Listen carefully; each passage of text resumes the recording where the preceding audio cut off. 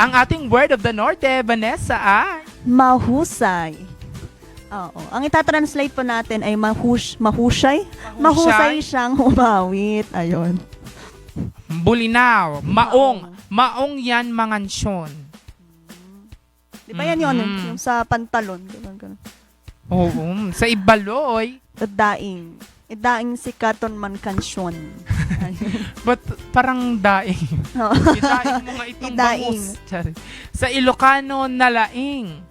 Nalaeng isuna nga kumansyon. Nalaing. Nalaing isuna nga kumansyon. Sorry na po. Nalaing. Ayon sa Kalinga naman, nalaing. Oo. Nalaing siya on man kanta. Oo, ang sarap kasi nung laing eh. Nalaing. Oo. Sa kangkanay, Vanessa. Nalaing siya ay mansing. Joke lang, man Mansing. kanta. Oo. Oh, malay mo ganun talaga mansing. Sa Pangasinan, bali-bali. Bali-bali may boses to, oy. Oo. Wow. Bali-bali. Bali-bali. Oo, parang bali-bali. Ganyan pagka pagka yung Bali, nahulog bali. ka, for example, sa ganyan. Na bali. ang Oo, labas kaya mo, ingatan bali-bali. O ikaw, ma'am, sa ating mga salita sa Norte, syempre gamitin mo yung mahusay na word sa iyong produkto. Oo, Ilocano, Kangkanay, Baloy, ma'am. Okay, ma'am, yung mic, ma'am. Mayat na ay lako.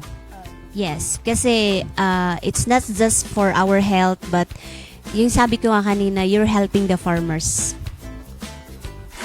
Napakahalaga nga naman na we MSME support or parang kunin yung mga product natin sa mga local farmers. After all, parang yung economy natin dapat nagsisirculate yan from farmers, sa MSMEs, to consumers and all that. Pabalik ng pabalik para patuloy nga naman yung progreso. Ayun, maraming salamat, Ma'am Irene Balanoy, ang owner ng Highland Savor. Ayun, napakarami po Thank naming you. natutunan sa inyo Yes. at napakarami po naming matitikman. Oo. Mamaya.